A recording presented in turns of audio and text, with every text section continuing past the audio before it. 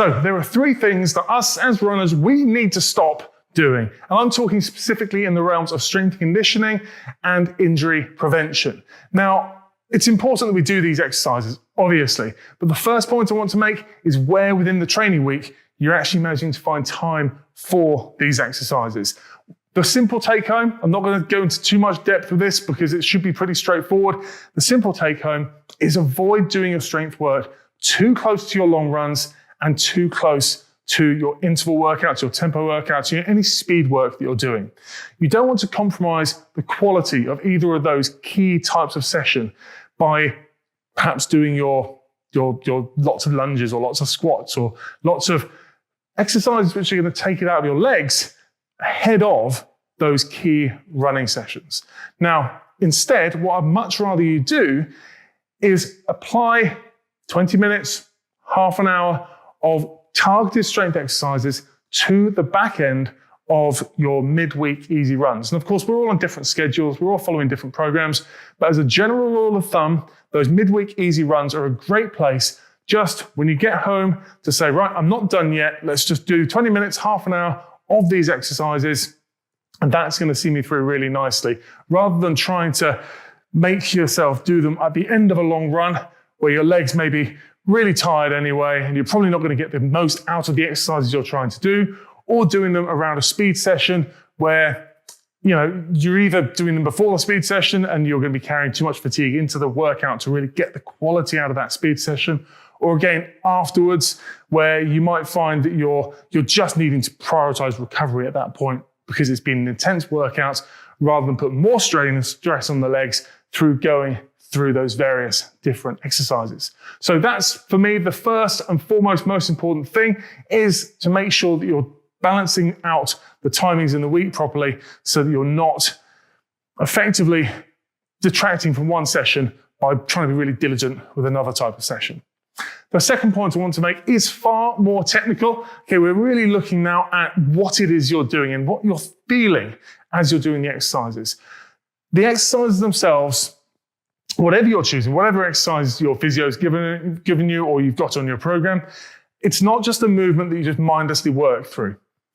I want you to think about what you're meant to be feeling and where. And for me, the big mistake that so many runners make is that they're not really aware of what muscles they should be feeling activating and feeling that they're doing the work in any given exercise. So I'll give you a good example. There's an exercise, we could do a side lay, straight leg raise. So we're just here working through a straight leg raise, or you're working up and back, as I quite often coach it, to really get those glutes working. But it's very simple for runners to get this slightly wrong, and instead of coming straight up into a fairly neutral hip in terms of flexion extension, they come up and forwards ever so slightly. They find themselves here. Now in this position, you're going to be doing less in terms of working through glute med and doing more in terms of working through tensor fasciae lata, TFL, to abduct the hip, to lift the hip up against gravity. The issue with that is that if you're doing this exercise because you've perhaps been given a bit of advice that you need to work on your glutes because perhaps you're struggling with a bit of ITB syndrome, one of the imbalances that often exists is that TFL is too strong, TFL is doing too much work, is a little bit tight and putting too much tension through the ITB. So although your intention is that you're doing these exercises to actually get into your glutes, a small tweak like this can mean that you're making the exercise worse for you because you're strengthening the muscle that's already too overactive, too strong, too tight, where in reality, simply changing it to that wildly changes the whole exercise. So it's important that you bear in mind what you should be feeling and how simple little tweaks with an exercise like that will make such a difference in terms of, are you feeling it here, genuinely through glute med, or are you feeling it here through tensor fasciae lata? Ask your physio, ask your coach, get advice from someone in terms of saying, hey, does this look right? Or should I be feeling what I'm feeling as you're doing the given exercise? Of course, every different exercise should be felt in different areas. If you're unsure, ask the question. It's why in the Bulletproof Runners program, we've got so many people using the program just to get that little bit of extra advice, that little bit of extra contact from the likes of myself to be able to give you specific feedback on what you're meant to be feeling and where, rather than just following a program blindly. Okay, now the third point I want you to think about as you're going through your exercises, whether the physio is giving them to you, or coach is giving them to you, is to think about, again, the quality of movement and the form of the exercise. Now, let's use a single leg squat as a good example. There's one thing to read on the program that you've got to do 3 sets of 10 single leg squats. There's one thing just kind of battering through them one way or another.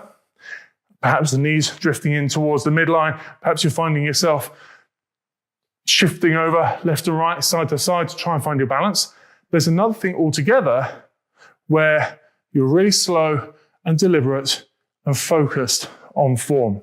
It's not about just simply getting through the numbers, getting through the reps, and just ticking it off and saying, yes, I've been diligent, I've done my exercises. As I kind of alluded to in that previous point, how you do the exercise will determine what you get out of the exercise. So simply doing it isn't enough. I would rather you slowed it down, perhaps did fewer reps, and really focused on getting the quality out of the movement.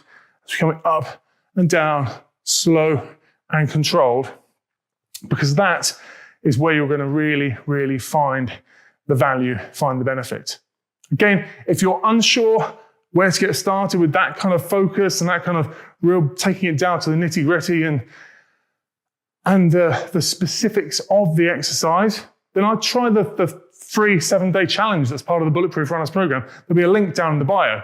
Check that out. It will give you a week's worth of consistent focus on just getting one of those real fundamental exercises absolutely nailed down. Give that a go, and I'll see you in the next video.